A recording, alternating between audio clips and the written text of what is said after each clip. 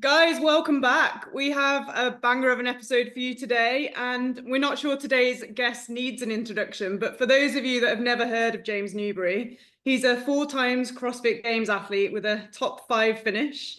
He's competed in Ironman events, and he's done 9 Hyrox events to date in a very short amount of time, including his most recent mixed doubles with the greatest female CrossFitter of all time. It had to be mentioned, with Tia Toomey, after an epic pro doubles the day before in Melbourne. And we were lucky enough to watch you race in Melbourne, and we were absolutely buzzing. The atmosphere was crazy. So we'd love to hear what it was like for you competing. So welcome to the podcast, James. Oh, thanks for having me. I appreciate it. And yeah, Melbourne was buzzing. It was one of the coolest events I've ever been to, whether it be Hyrox or CrossFit for that matter. Even like back in the day when I was playing rugby league, I played in some epic places and some cool stadiums. But yeah, the Melbourne Hyrox was pretty wild. It was cool. Yeah. And I think everyone who was there can attest to it being one of the best ones that they've ever done. Yeah, it really was. And I don't know whether it's also because you were both Australian as well, but I think the buzz, like there was obviously Joanna was there that's bringing a bit of buzz for Hyrox. Yeah. Like you and Tia were there, you're all Australian, and it felt like, I mean, we got carried away with it. It was, yeah. Yeah, it was cool. Everyone was telling me that especially for the mixed doubles race, that when everyone would finish a station, that like the whole group on the inside going to the next station, there was like a swarm of people just moving to the next one all together, and it was hectic and everyone's getting around. So it was kind of cool to hear that was going on and people were getting just as hyped as we were. Yeah. It was super fun. I had a blast, and it was a tough race, and we went faster than what we probably expected, but also felt like we had some in the tank that we probably could have laid on the line. But again, being our first race, we just wanted to kind of test the waters. And next time we race prior to Worlds, we might push the boundary a little bit more. Yeah. And it's hard, isn't it, in Hyrox, because you don't want to like blow up at the beginning and have nothing left at the end. But then, like you said, if you know you've got a little bit left, you can go back to training and then get ready for the next one to give it a bit more. Exactly. And I think that's the key that people, and again, it's funny. It's strange to me that I've already done 9 races. It feels like 2 or 3 races, to be honest. But yeah, having 9 races under my belt, doing an individual race, and my first ever race was a pro individual race, and that was in Sydney, maybe 18 months ago. The very first race here in Australia, and that race is completely different to doing a doubles race. It's almost like 2 different sports. You need to have just a different engine built for it. It's just, yeah, it's a whole nother beast. So being able to do a doubles race, you can really start like setting the pace, 30 to 40 seconds faster per K. You can like really let loose on the implements. And I think next time we do it, we'll let loose a little bit more on the implements and maybe try and push the pace a little early and see where that real red line is. But then it'd be a completely different story for anyone who wants to race an individual race. You need to be a little bit more conservative, because the last thing you want to do is get 3 rounds in and then go, well, it's all me now, and I've shot myself in the foot and I've got nothing left. Yeah. Although I have to mention your lunges, because I don't think I have ever seen anyone lunge as quickly. I was like watching from the end, and you just came out of nowhere. Is that because you're like, this is so light, I'm used to lunging with like huge dumbbells in CrossFit, you just flew past? Lunges are one of my more favorite movements. If there's a lunge in a workout, there have been plenty of workouts in CrossFit competitions over the years that had a lunge, and I didn't actually expect to do well in any of those events. But it just, maybe over the course of maybe 6 or 7 years, there was a trend. Typically, the lunge workouts I do quite well in. A lot of them I would win, and I was like, "What's the deal with these like random event wins and then lunges?" And I think it's just the fact that when I was young, getting prepped for football, like I was like a smaller kid, so I wasn't super tall, but I wasn't super short, but I wasn't built very strong. So I was in the gym early. I was in the gym at 12, 13 years old. And the whole idea was to try and get strong so I didn't get hurt playing footy. Plus, I was playing in positions where I needed to be able to tackle. I needed to have some strength behind me. And luckily enough, the programs that I was put into, the high performance programs, all of them required a lot of split squats. So I was doing split squats from the age of 13. I was doing a lot of barbell lunges, dumbbell lunges. But hey, I'm reaping the benefits. You know what? Oh God, 22 years later. Yeah, So, I mean, no one knew what was going to make them good at Hyrox, did they? But like, yeah, and I don't know, it's just a movement that just works well for me. There are plenty of movements that don't work well for me. You know, give me a handstand push up or a ring muscle up, and yeah, whilst I can do them, I'm not super quick and I'm not super endurant at them. But give me a 30 or a 20 kilo lunge, and yeah, that's no problem. And that kind of feels nice. And I feel like I can get in and get out really quick in the lunges. They come naturally, whereas other movements maybe not so naturally. But yeah, it is one of my more favorite stations. I was impressed. I know, it's crazy. I saw you do that, like you undertook like Joanna, and I saw her face like, what the hell just happened as you guys came through? It was so funny. When I saw her just a few steps ahead, I was like, this could be the chance to do make a little bit of a breakaway. And I was like, all right, let's go.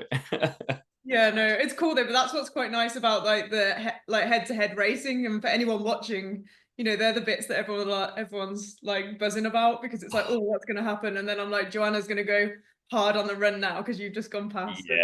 Yeah. And that's what I really cherish about in-person competitions. Doing like the CrossFit Open online doesn't fire me up that much. I still do it, and I've done it for, this will be my 15th year doing it, but I think I've always done it just knowing that I get to go to an in-person competition soon.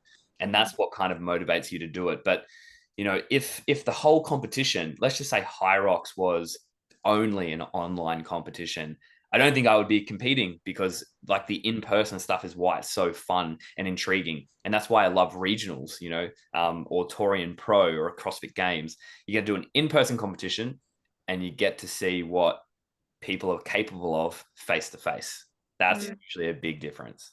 Yeah, absolutely. So where did you first hear about Hyrox? Like, where did this crossover come from? I know you've still been doing CrossFit as well, and you've got a huge background and career in sport, but the initial like Sydney race for Hyrox, how did you sign up to that and get into it? Yeah, so I actually got a message on Instagram from Matt Locke, who runs the Oceania region, and he was like, "Hey mate, your name, you're like, I've seen you over the years competing in CrossFit and everything, and your name's been put forward. You enjoy running." And I was like, "Yeah, sure do, love running." And he's like, "You've got to have a crack at this race. You got to do it. You got to do this Hyrox race." And I was like, "Oh, tell me more about it," because I had actually heard about it a few years earlier on one of Hunter McIntyre's YouTube videos. And I thought, oh, Hunter's gone and done this Hyrox thing in like, I don't know, maybe 2019 or 2020 or something like that. And I saw this race and I saw him running up the ramp and onto the podium. And back then I thought, oh, this might just be, another, Spartan or Tough Mudder or something like that. And it may gain a bit of traction, but maybe not really my jam. And I didn't think anything of it. Kind of like the first inception of CrossFit for me. I was actually introduced to CrossFit in 2009. I did a workout and I thought, wow, that was really tough. Then I didn't touch it for 2 years. And then I got into it in 2011. So when I heard about Hyrox, I was like, oh, it could be a fad, could be this one race that never gets off the ground. And then when Matt reached out and said, you should do this race, and I had another friend of mine, Peter Day, he was right up there and he's won world championships in the F45 playoffs. He was like, dude, you should definitely give this race a go. I was like, all right, let's do it. Let's do this race. And at the time it worked. It just worked out. And I was so lucky it did, because a lot of different styles of training get put forward and say, oh, do this race, do this thing. And some of them I can get to, and some of them I will do. Like I'll, dabble in a bit of strongman, do a bit of Ironman, do a bit of sprint triathlon. And if the time's just aligned, I got a weekend free, I'll do it. But typically these days I'm so busy with the business. I'm usually like, oh, look, have to put sport on the back burner, keep the business ticking over. But it just worked out that this race just popped up at the right time. And luckily it was the first race in Australia. And I chucked my hat in the ring. I said, yeah, let's go. And yeah, it worked out really well. I had a blast. Yeah.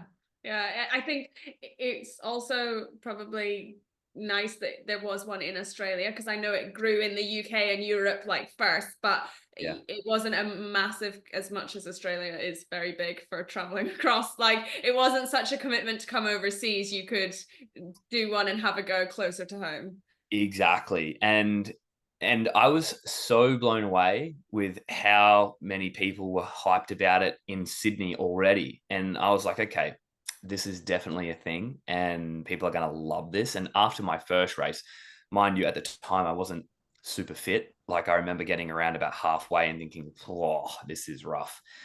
And I thought to myself, even though I found it very difficult due to the lack of running fitness I'd kind of put in preparation for it, which, you know, wasn't really too much, I still came away from it thinking this is something I could really sink my teeth into and really enjoy. And then after the buzz had kind of died down and I was thinking about it, I was like, all the workouts I typically enjoyed in CrossFit were very similar to a Hyrox style event. You know, that's a typical Wednesday night.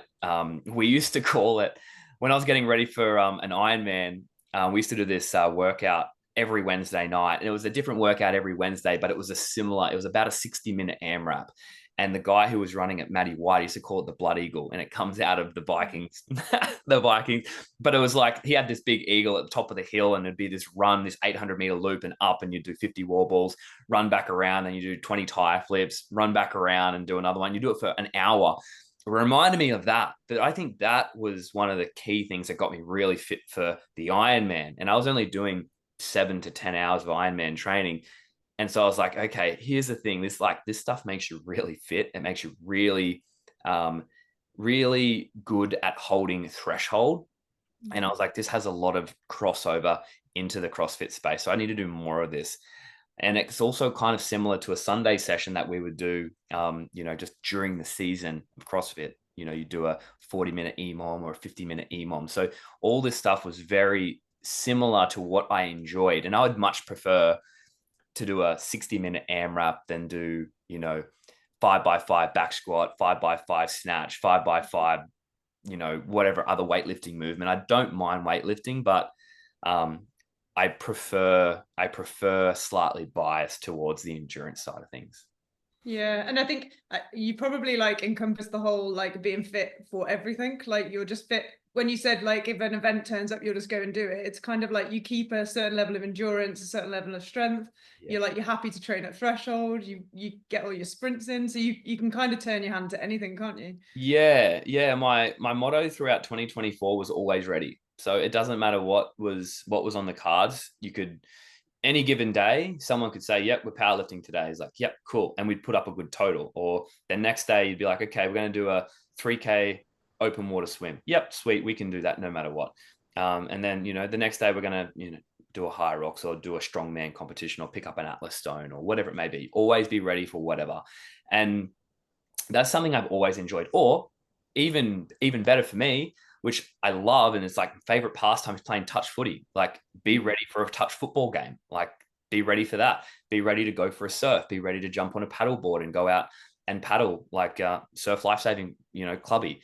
Yeah. It's all that type of stuff that I've really enjoyed, and that's just playing sport growing up. Just have a decent crack at whatever you kind of get given, and you're never going to be like, maybe, I don't know, maybe you will be number one in the world at something, but you're never going to be number one in the world at everything. But you're able to participate and have a good time and do better than average at most things. There was actually something that I always wanted to do, was align a time where I could do a strongman competition on the same weekend as a half Ironman. And I actually got the chance to do this a couple of years ago in Melbourne. It was pretty cool. We actually had Victoria's Strongest on Saturday, and that was basically for the under 80 kilo category. You could do a strongman competition, and then just so happened that Melbourne 70.3 was on the Sunday, and I kind of traveled down there and just did both in the same weekend, and it was mega fun. Like, I had a blast. I went down there by myself, packed my bike, and just rocked up and had a crack and did both in the same weekend. It was so cool. And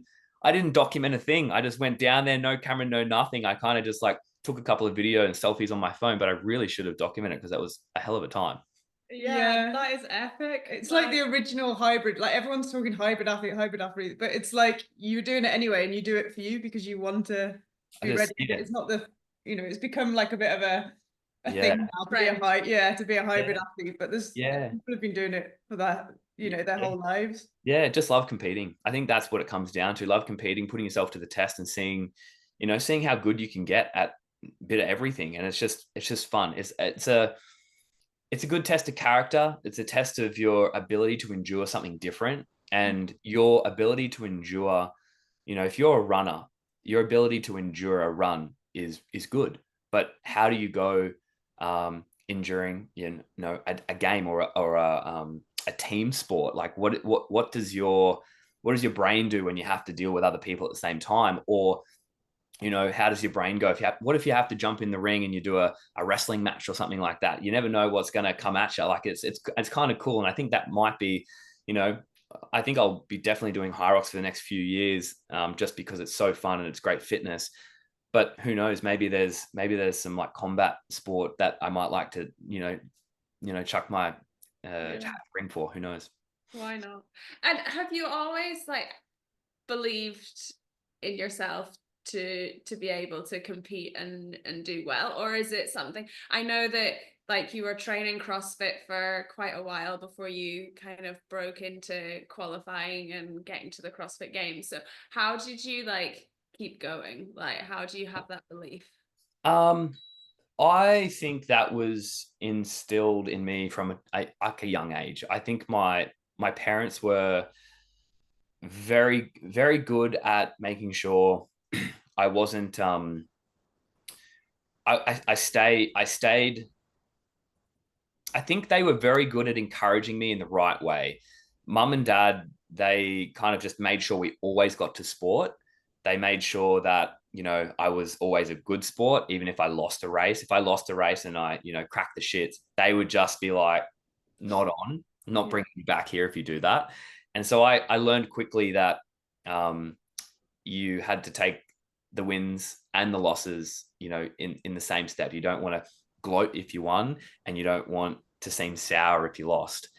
And then over the course of the years, because I started really enjoying sport and I enjoyed the competitiveness of it, and dad, I could see it light up my dad when he would come and watch me race at Little Athletics. Like we'd go to track and I would race and he would love it, and we'd spend all Sunday together racing. And I would, I'd sign up for every single race. So we're there all day. So I'd do 100, the 200, the 400, the high jump, the shot put, javelin, everything. I just do it. I'll do it all. And I'd do it over Saturday and Sunday. So I'd be there all weekend essentially.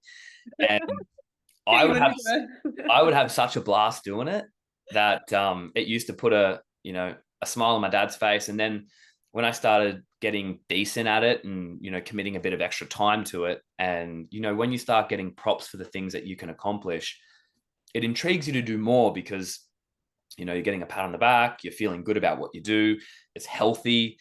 All these things started getting into alignment. And then when I cracked into playing rugby league, if you had speed on the field as a junior, you were pretty dangerous. And the same thing goes when you're a professional and playing in, the NRL, the NFL, or, high level A-League soccer. If you've got speed, you're dangerous, which is good for football clubs to have fast people because, you can score goals or put points on the board, you're not getting paid more. So having speed was good. And then when I found myself dabbling in that and having a good wide net of skills, I remember dad said to me when I was about 15 years old, I got offered this spot to go to Sydney and play football for a school over there. And I wanted to go. I was like, yep, send me off. Let's go.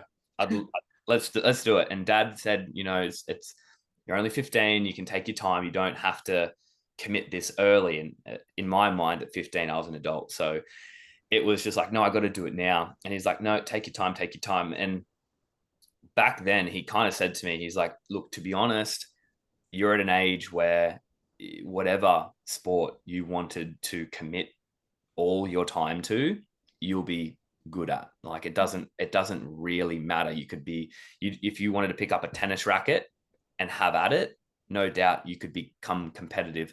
And I know tennis players get into playing tennis at 4 and 5 and 6 years old. Same with surfers and golfers and everything like that. But in essence, he was essentially just like, no matter what you want to have a crack at, James, and, you know, between the ages of 13 and 15, he's like, you'll do okay, whether it be swimming or surf life saving or whatever.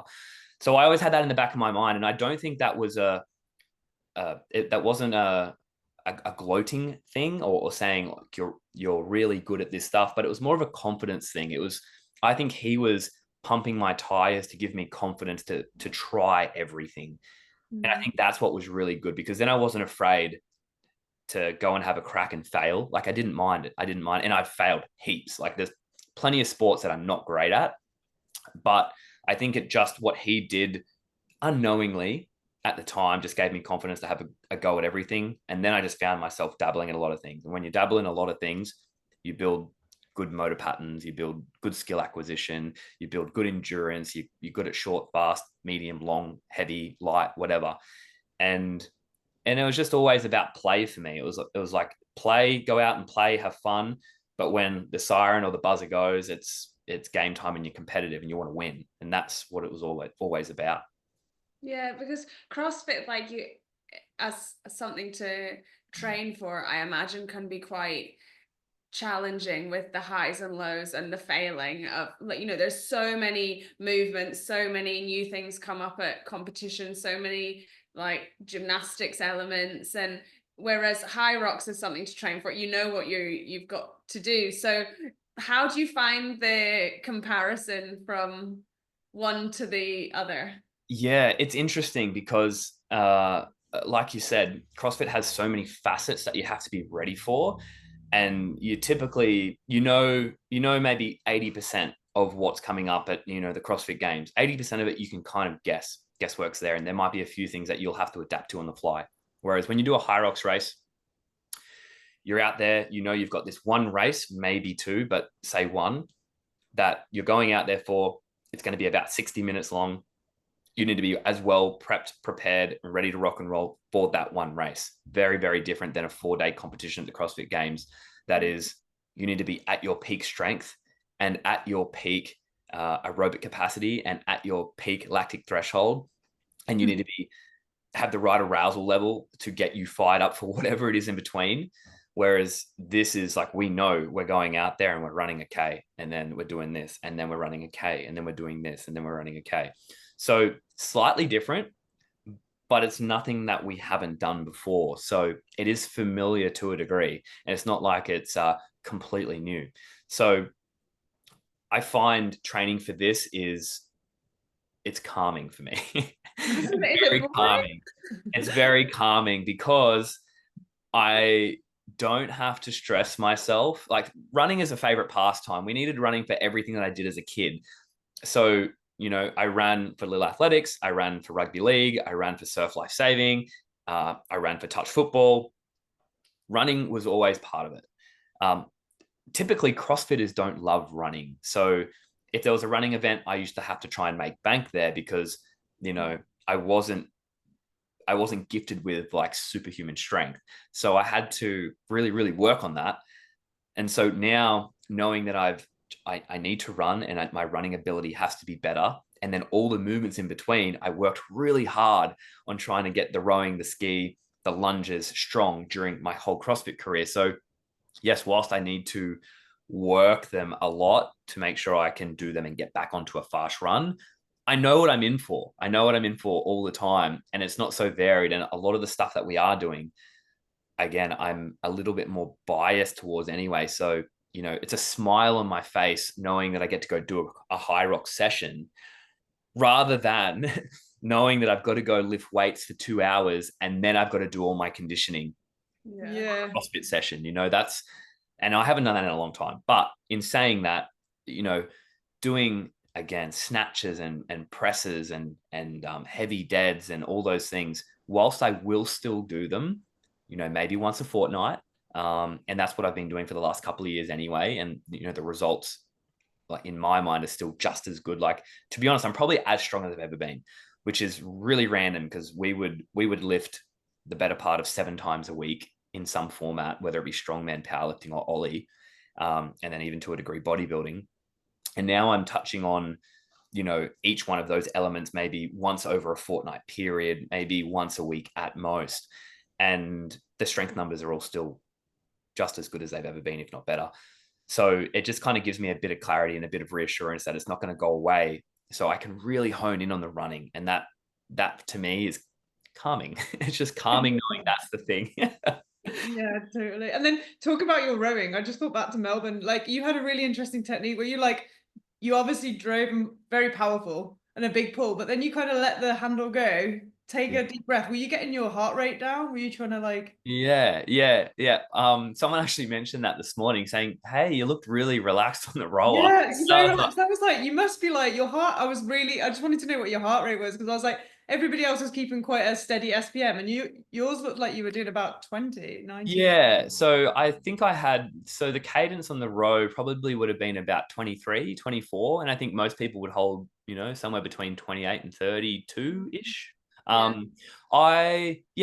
was on purpose, just because I knew what we were coming into, which was the game plan there was get to the row, really chill and relax, and bring the heart rate down. So those last three stations essentially, or 3 rounds that we had left, were fast. That was the thing that we wanted to focus on.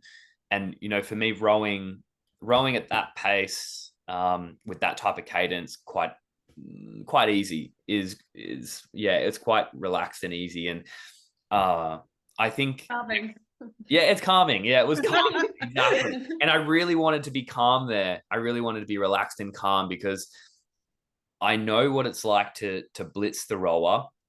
And the rower is not my favorite machine to do at all. It's like one of the harder ones for me to enjoy.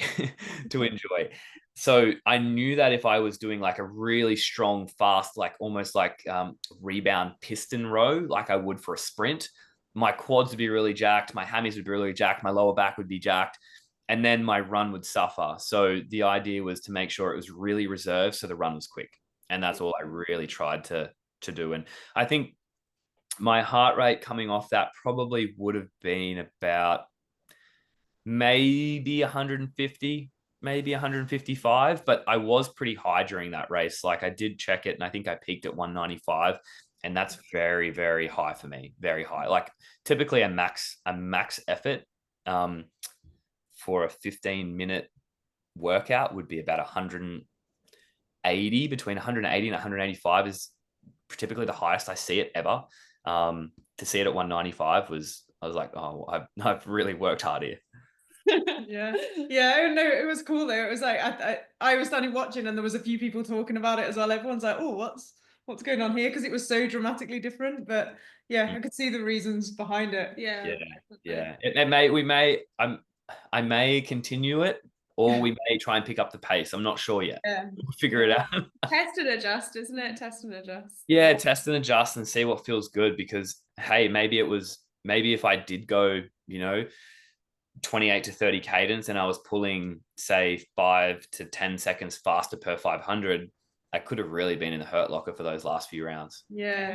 Maybe the lunges wouldn't have been as quick. Who knows? No, yeah, exactly. And they were a good show, so I think you need to keep those lunges that fast. Yeah, I definitely will. Like, that's we need to make some time there. And then you mentioned a little bit there that you're looking forward to doing the running training. Is that kind of the focus now for between now and Worlds, is to really try and get the pace dialed in? Yeah, definitely. So I'm the biggest weeks that I've ever really done would have been leading up to the Ironman stuff, and that like period, a couple of years there where I was dabbling in that recreationally. And those weeks would have been anywhere from maybe 20 to 30K at most per week. And then since then, 5 to 15 is kind of like an average week of kilometers. So not a ton, really, not a ton, a few 5K runs, or maybe like 2 8K runs, something like that. So now it's like, I would love to see how my body responds, and Tia's also to, upping it and getting above, 40Ks a week, maybe 50Ks a week, depending on what it's like, or, who knows what we want to peak at. I'll leave that to Shane, to Shane and Jimmy. But it's it's going to be interesting. I'm really looking forward to seeing what can happen with like I've done strength blocks before. I've never done a running block. So doing some like specific running blocks, I'm interested to see because I've never done it. So I'll do anything for the experience. And this is a cool experience. I get to see what type of Ks I can start to hold. And yeah, I'm focused on making sure my running game is at its peak by the time we get to Chicago. But that's basically what we're dialing in on paces, running quicker, and being able to hold threshold better. There's a few things that we want to try and play with that we don't think Hyrox is yet to discover in terms of accessory training modalities to help with Hyrox. And that's just, it's very Australian stuff. The better part of like, it's good being by a beach and having the beach here as a bit of a training tool. So we're gonna play with a bit of that stuff and see how that can help us too. And it's also, it keeps things entertaining and fun and unique, because the last thing I want to do is spend the next 5 months on a treadmill staring at a wall indoors. I don't want to do that. I would rather, still add in maybe a touch game each week, because that's 45 minutes of absolute threshold for me.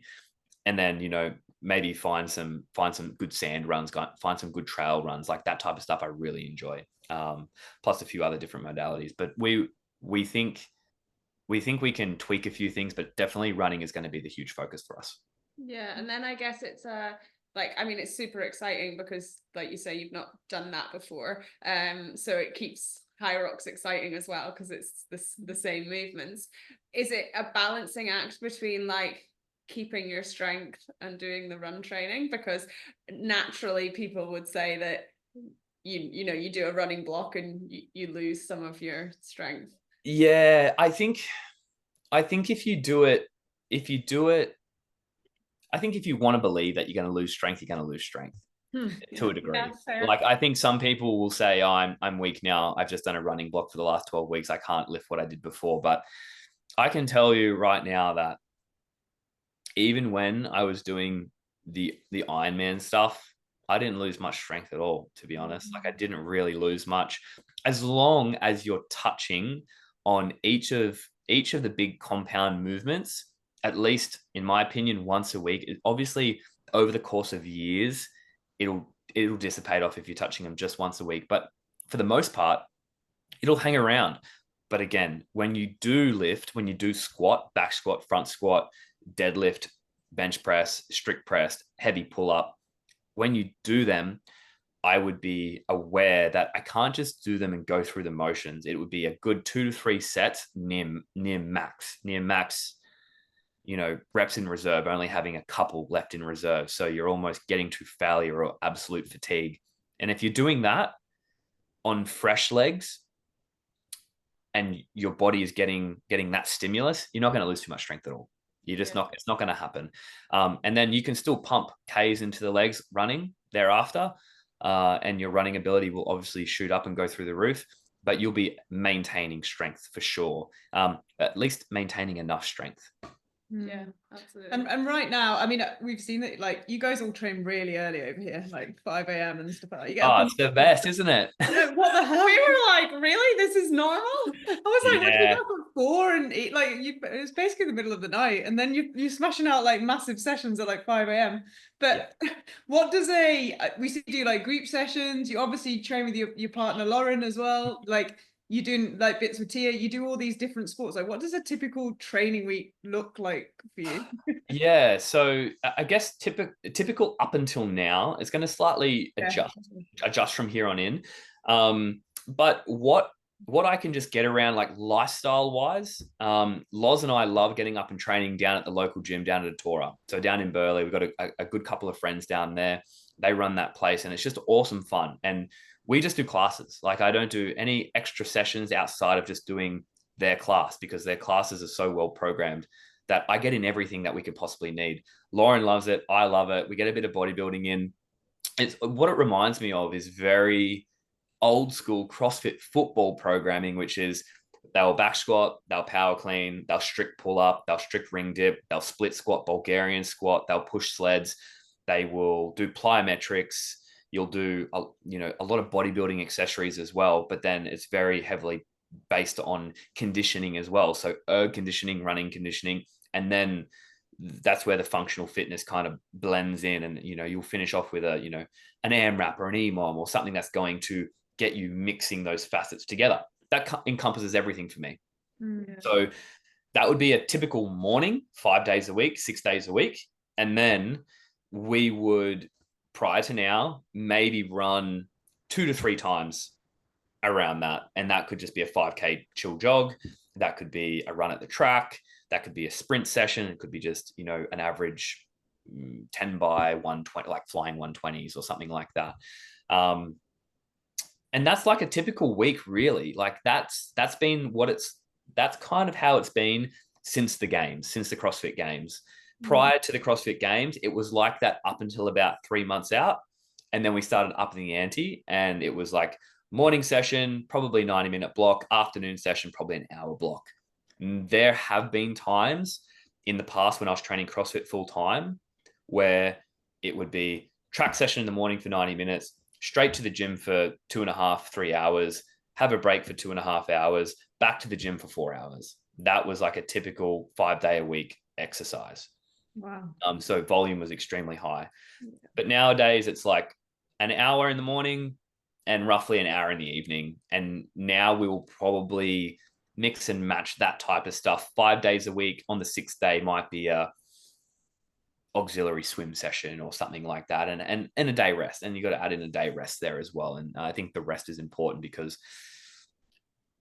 what I've learned since pulling back from those types of volume days where you were in the gym preparing for the games 8 weeks out and you were there for 10 hours, and the idea was to be in the gym and somewhere fatiguing. You can't go home.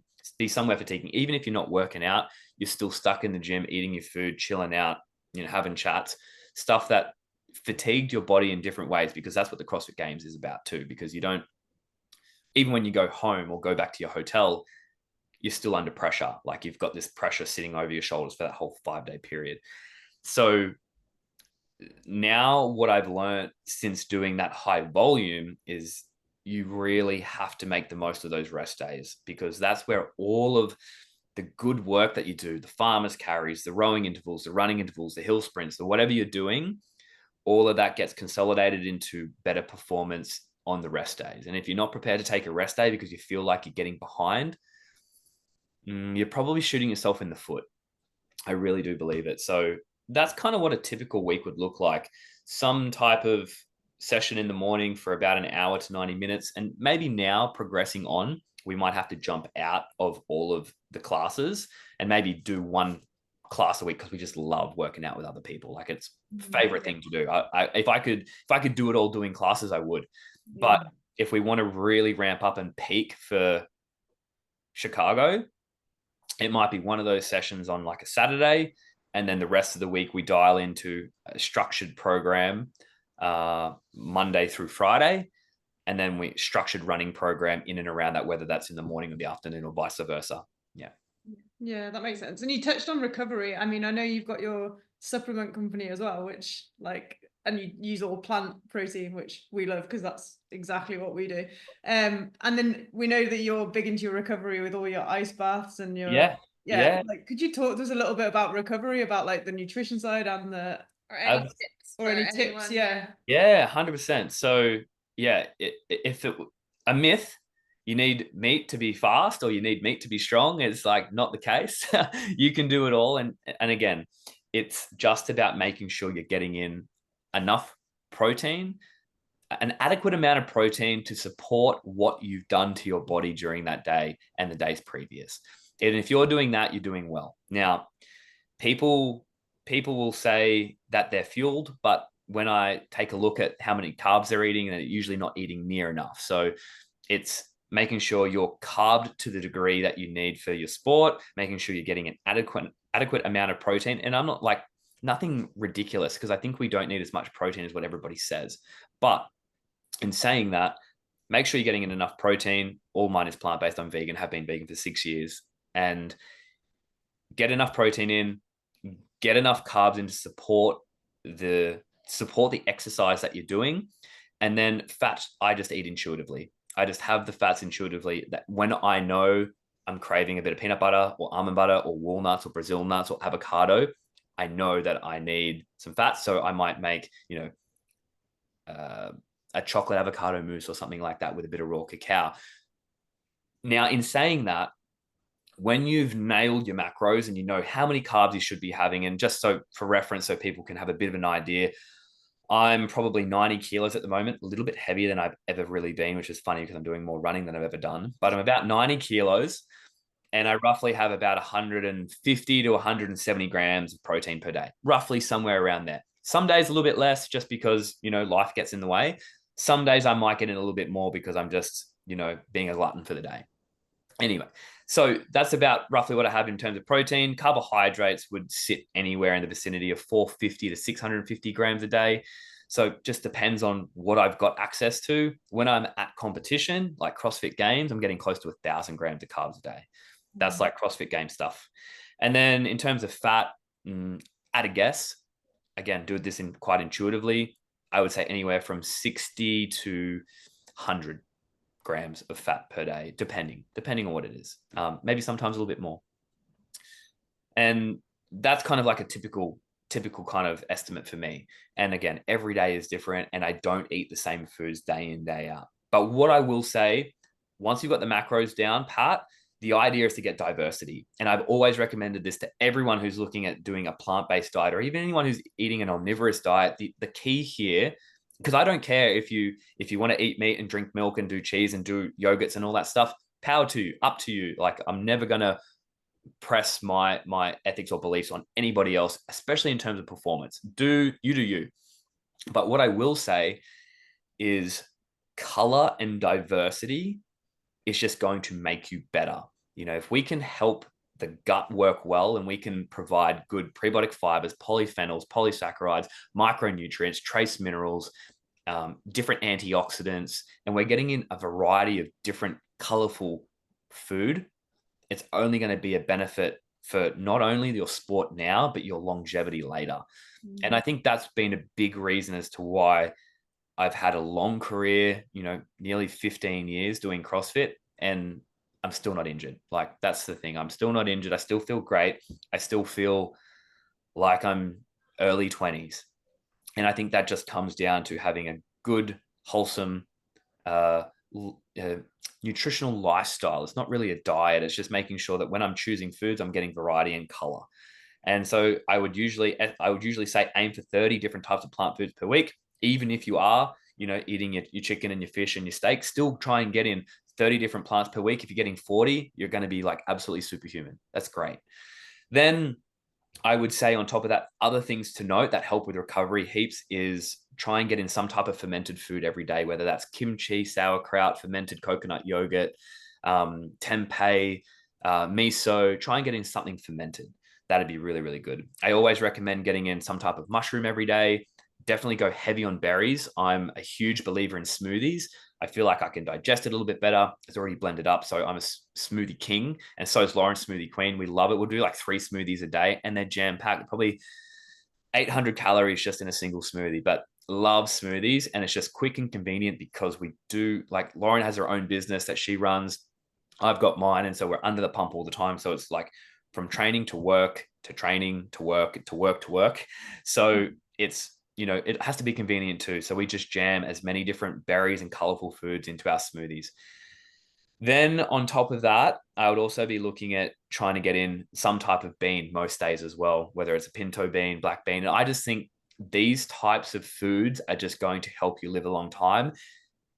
And I don't think having a hyper athletic career and a hyper performance career should be a downfall for your longevity. I think they go hand in hand, because if my cells are operating at high performance to, try and go win a Hyrox World title, that should be the same for if I want to live a long time. The cells are just working super efficiently. They're working well for me. They're not getting denatured, or they're not getting oxidative stress. Like, we're combating that with the types of foods that we're putting in. So I think longevity and high performance go hand in hand. It's just, I think some people will sacrifice and use their age to their benefit and not really think about the future. Is like, I still want to be surfing when I'm 70. So I want to make sure that I'm looking after my body. And I think by looking after my body, looking for the future is also helping me perform now at the same time. Now, in terms of like recovery tools that you can add, the number one recovery tool, and it's super boring, but I'll say it anyway, everybody knows it, sleep. You got to sleep well. You got to sleep super well. And if you're not a good sleeper, just be better. Like, I'm not going to say you must get good hours sleep or you're never going to make it. Like, that's not the case. You got some poor sleepers that still compete exceptionally well. I think it's just if you can make it slightly better is the key. So whatever you can do, whether you can get your room colder, you can get your room darker, you can get your room more silent, you can get a better mattress, or, you know, to be honest, I find the cheaper mattresses I find them way better anyway. I don't know why, but I have this beautiful mattress in there, and sometimes I sleep at a hotel and I know that not of that standard, but I sleep just epically great. I'm not sure why, but sleep, number one, hone sleep, and you'll get an instant increase in performance. But on top of that, if I had to choose, and I got this asked this question a couple of times, what would I choose between an ice bath and a sauna? And I'd have to say the sauna. If I had to choose, it would be the sauna. Not because I enjoy the sauna more than jumping in the ice bath. Yeah, because you prefer the experience. No, I actually quite like jumping in the ice. It's just, you know, it's fine. Like, I don't mind it. It's like running a 400 meters. It comes and goes and it's quick. It's uncomfortable whilst you do it, but it's fine. Yeah. But if I had to choose in terms of like a performance booster or benefit, I would do the sauna. But definitely sauna protocol for sure, ice protocol for sure. I love a float tank. Haven't been in one for quite some time, but I used to own a float tank. I highly recommend it. If you're an athlete that is a visual learner, float tank is your best friend, because you'll be able to visualize how to push a sled, how to run, how to breathe, how to visualize your race back to front 50 times before you've done the race. And then when you go to do the race, the things that do pop up, or the mistakes that you might make, don't feel so bad, because you've already got solutions for them, because you already thought about them in the float tank. It's a really good place to distract yourself, like to become completely thought out in the process of what you're about to do. And I do this for weightlifting as well. If I was going to a weightlifting meet, float tank for sure, because I can picture myself snatching my first lift, snatching my second lift, snatching my third lift, and hitting every single one. And it's just a really good way to visualize, but you're also soaking up tons of magnesium. So that's another really good one. But I also will say another huge benefit, get sunlight, get out to the beach, get on some grass, get connected to nature as much as you can. And I think that's a huge benefit that people probably just, you know, overlook. But they're kind of like my key ones. And you'd probably want to add in a massage in there, maybe, you know, once a week or once a fortnight, depending on how limber you are. Yeah, that's a very comprehensive recovery. Yeah, I think that's totally awesome. agree, but great tips. And the sports massages out in Australia are very good. We have had a few, and yeah, they're wild. And I feel like I need one right now. I actually just came back from a 3-day camp up on the sunny coast with Woz and Tia and Shane and James Kelly. It was just awesome, and his partner Georgie. It was wicked fun. We got in some good training sessions, and we are sore. We're sore now. Yeah, I bet you are. Yeah, you're like, need to put all those recovery protocols into play. I'm gonna have to pull everything out of the bag, I can tell. To be honest, like at the end of the day, like it's just a matter of, you know, it's funny because I think a lot of people will focus on these recovery tools and be like, look, I'll put the boots on, and, you know, they're great too. Like, get the blood flow, get all that happening. But it might be the difference. Let's say we do a really hard squat session, and it's a squat session paired with, like, say, a superset of sled pushes. You're going to have sore calves, sore hammies, sore quads, sore hip flexors, probably. If it takes you, if you're, let's say we don't do any squatting for a month, and you know you're going to get DOMs from that session, those DOMs are probably going to last 4 days. Let's just give it a time frame, 4 days. If you implement every single one of those recovery protocols, you might bring that 4 days down to 3.5. That's the type of difference it's going to make. But the biggest things that are going to make the difference in your performance acutely right now is how hydrated you are, how fueled you are, and how well slept you are. Simple. Those are the key bangers. You can definitely do the sauna protocol, the ice bath, the ocean, the earthing, everything. You can have all the supplements you like. But those key factors, the macronutrients, the sleep, what else did I say then? Macronutrients, the sleep, and the hydration. If those are covered, that's what's going to make you feel the best right now. Yeah, absolutely. Before we go on to what's next in the events, I just wanted to quickly touch on, because we didn't mention the pro doubles men's race that you did. I know that was the qualifier for the Elite 15. I mean, we watched that race as well, and it was like crazy, so fast. Just wanted to know how you found it, and if that's something that you're maybe looking to do in the future as well. Yeah. So that one was rapid fire, and I'm so stoked to have been able to run that race with Bo. He's a good friend of mine, long friend. Like I've known Bo for a long time. He owned a gym in Adelaide when I owned a gym in Adelaide, and we've just known each other through the traps for years. And he's a footy player too. He's got a great running ability. Dude's an absolute legend. And I was just so lucky that I could share a race with, a friend like Bo. And he's been on me. He's been on me about doing another race, and I want to so bad. Like I wish I had 5 clones myself so I could run the race with freaking everyone, because I just love it so much. But I know that if I overcommit, I'll do everything poorly. That's just I simply know that that's going to be the case, because I've done this before. And I'll overcommit and I'll say yes to 3 or 4 different people, and then I will shoot myself in the foot and I'll start letting people down. And that's the last thing. I'd rather be upfront and be like, look, I can't commit to doing this right now, but yes, definitely in the future. I definitely would love to run pro doubles at Worlds. That would be freaking cool. With Bowie or whoever else it may be, if he's still available at the time. Not sure if I'll do another one in the next couple of months, but definitely another one before the end of the year for sure. Now that we're in 2025, I'll definitely do another one. And I'll definitely do another one with Bowie. I also want to run one with my housemate, Dean. I also want to run one with my business partner, Zavi. I want to run one with Khan as well.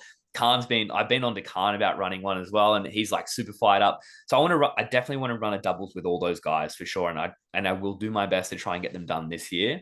At the moment. And I still want to run more mixed doubles with my partner, Loz. Like, we've done 3 races together and we have a freaking blast doing them. Like, it's just the best, like being able to go out there, hone in on it. And the thing is, she was a born athlete, but never got into fitness. Like, she's always done gym, but she has never trained for a competition. And now she gets to do that. And I get to kind of like show her the ropes. It's really cool. So I definitely want to run some more doubles with Loz too. And I know that Tia and Shane will end up doing a mixed doubles at some point as well. So that'll be great. But there are plenty of races on the cards, but what I really want to focus in on is now that we've got the opportunity to race at Worlds for the first time, together with Tia, that is currently the main focus, is that we're as well prepared as we possibly can to go out and win Worlds. Like, we want to win. Like, we're not going there for like second place. We want to go and win.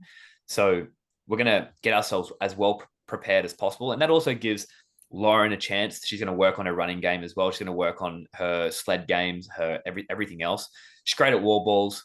She's great at lunges. But she's also thinking about doing an indie race. So while she's preparing for the indie race, by the time we roll back around and Worlds is finished, there'll be a dozen races on before the end of the year. We'll do another one then as well. So plenty of races on, and there's going to be tons, but I kind of just want to run them all.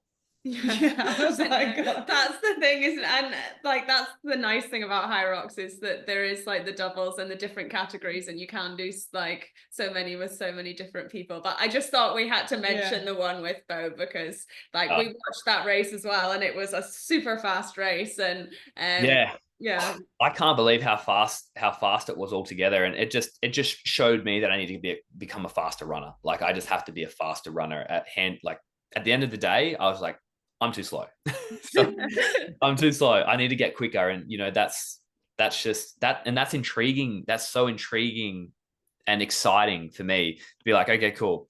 If we're holding a 350 pace or a 345 pace, I now know that we're going to be down to like 325, 320 maybe. Like, we need to be faster, 20 seconds per K faster. Okay, cool. There's a goal. Here's the plan. Let's execute. That's super cool. I love that stuff. That's like a project on your own body. Yeah, and I think that's the thing, that the people that I think do really well are the people that enjoy the process, and then that, you do an event or you do a race, and then you see where you can, like, what you need to do, you put a plan into place, and it's the process that you enjoy getting to that, that level, rather than just being like, oh, I just want to be faster and I want it to happen overnight. It's the like the love of the process and the opportunity to get better at something that you can tell just absolutely that you love. And I can see that you're buzzing from it, just saying it now, that it just makes I want to go do a run now, for sure. And I'll be super honest, I haven't felt like this for sport in quite some time. It's I've always enjoyed training, but there are definitely periods where you like, so after 2017 CrossFit Games, I didn't want to compete another day in CrossFit. Like, I was done after that. I was like, oh well, tried my absolute best, still sucked, couldn't get it cracking, couldn't get a good result, couldn't get the result that I wanted. But things happen for a reason, and I feel like the more that you can immerse yourself in a group of people that are all striving to be better in either the same thing that you're doing or something similar, you're going to set yourself up for success. And at the moment, we have a great crew up here on the Gold Coast training for Hyrox specifically, and it's only going to make us all really good. Like, this will be the absolute mecca, the hub for getting prepped and being, one of the places you go to if you want to go to Worlds and win. Like, it will be, I guarantee it for sure. Yeah, super exciting. Can think of worse places. Yeah, I know. And honestly, it's the best place on earth. Gold Coast is Gold Coast, Sunshine Coast, some of the best places on earth to train. And you've got the ocean right there. You can surf, you can play touch footy, you can just do everything here. And it's just and it's great coffee. Honestly, it's really good coffee too. That's what we're definitely gonna miss out. Yeah, for sure. Okay, usually we finish off with 8 questions, if that's okay with you. Awesome. We'll try and make it a quick fire round, because I know I don't want to keep you too long. But the first one is, what shoes do you wear to race Hyrox? So in the last race, I raced in the New Balance Fuel Cell V4, the Super Comps, and I loved them. I really loved them. But after that race, they were completely trashed, and I'd done way too many Ks in them, so I did leave them in my hotel room. But in saying that, moving forward, I would love to try the DV8 Elite, the Puma. I'm currently running in, just for like kilometers, I'm running in an Asics Super Blast 2. And then for my fast sessions, I'm running in an Addy Zero Boston 12, which I'm actually really enjoying at the same time. But for the next race, I probably will try the Puma. That's cool. You've got like a really good selection of like different brands, different trainers. I feel like I'm a Hyroxer for life now. Love it. Okay, next one. Which has been your favorite venue to race in? Hyrox venue. Oh, favorite Hyrox venue. Would be Melbourne. Yeah, Melbourne. Yep. I really, really enjoyed Melbourne. But I did see that New York venue over on the water on the pier area, and that looks like epic place to race. Or even the one in Berlin, that looked like wicked as well. That looked so good. So yeah, we were gutted we missed that one. Yeah, but probably Melbourne thus far. Melbourne. Okay, cool. Next one is, which is your favorite Hyrox station? Is it going to be the lunges? Oh yeah, I have to give me a lunge. Yeah. Give me lunge any day. Yep, lunge is my favorite. We kind of covered that one already, so that was quick. But I've covered this one as well. If you could do a doubles Hyrox with anyone in the world, who would it be? Everyone, yeah, pretty much. If I could do a doubles race with anyone in the world, it'd have to be my girlfriend, Lauren. Yeah, good answer. Good answer. Number 5 is, do you fuel for Hyrox like in the race? And what do you use if you do when you're racing? Absolutely. I think it's a must. And to be honest, the first time I ever did it was Melbourne. Every other race I didn't fuel during the race, and I definitely felt it. And I felt a huge difference fueling during the race, and just maple syrup. Maple syrup. Yeah. That's it. How do you... God, I'd love that. A sachet? A sachet of maple. There's actually a company called Maple Movement. They sent me a few sachets, and I'd been using maple for CrossFit since 2013, and just take a couple of bottles of organic Canadian maple, and I just put them into my water, and I just drink that with maybe a bit of protein and some creatine. And that was what I always did. So it was kind of like that. And I even did it during like Ironman and stuff. And then these guys reached out and said, hey, we heard that you like maple syrup like during races. I was like, yeah. And he's like, we have sachets of it. I was like, oh, cool. So yeah, sent me a bunch. So yeah, just a couple of sachets of maple. If I can eat during a race, or like what I've used in the past for Ironman and marathon is dates. I'll just load my pockets full of dates and I'll just eat dates along the way. But for a race like this, maple syrup. Oh, nice. Do you ever add pancakes like after, before, or just always just? Funny you say that. Pancakes is my favorite food, and I just had some just before this. And I haven't had any in months, so it's funny you bring that up. But yes, I love pancakes.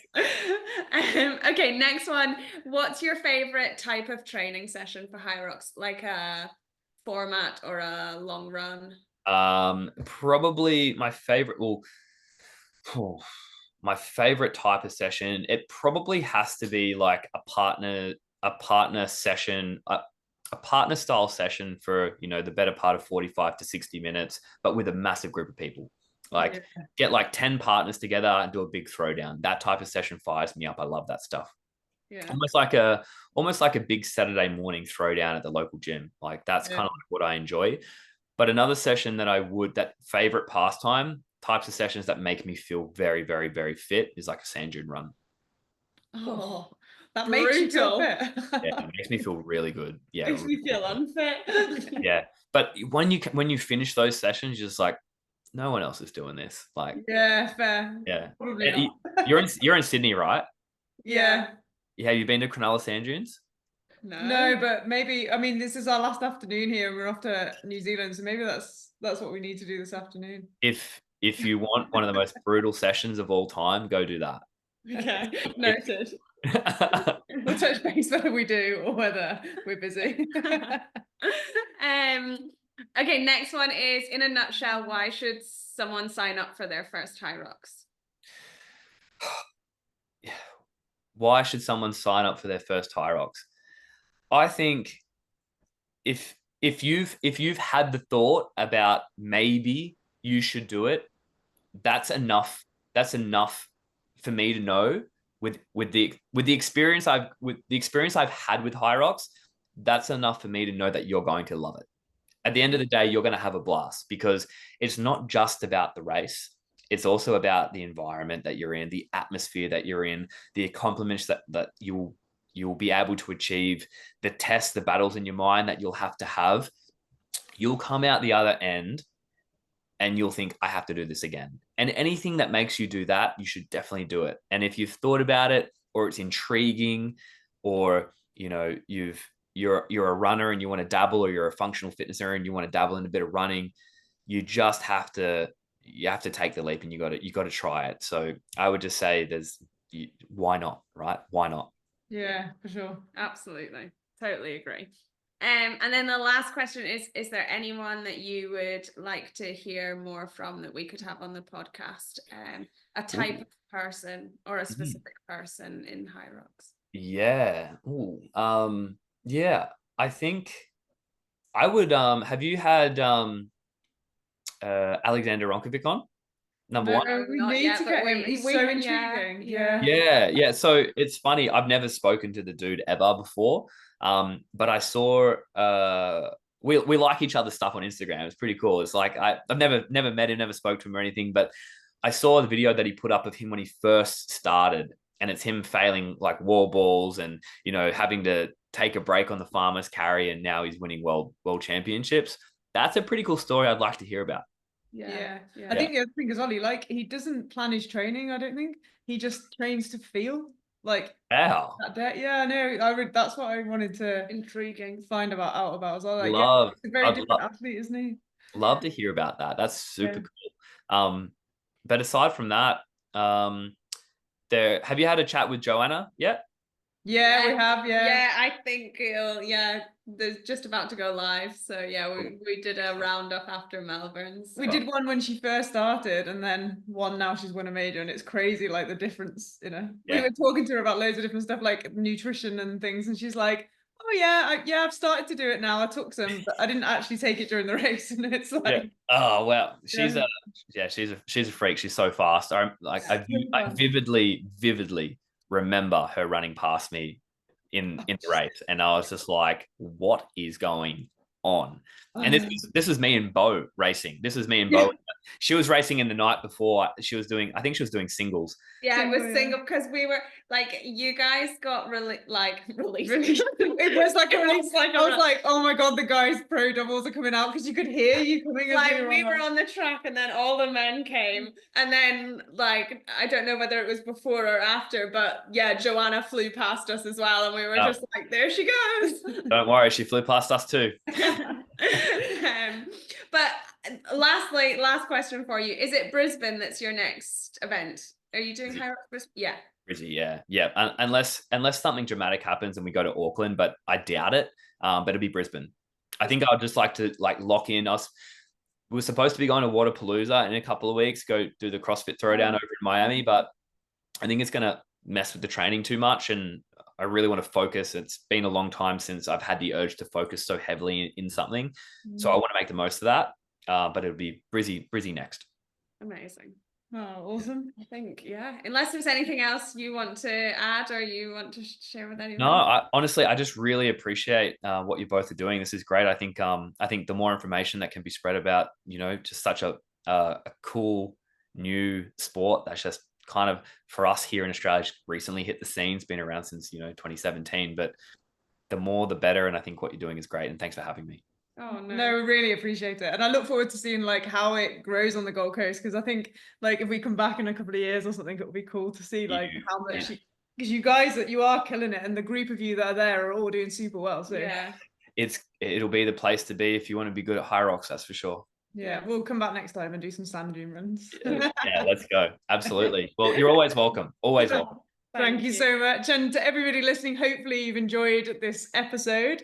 Give us a follow, give James a tag when we make it live, and we will see you on the next episode.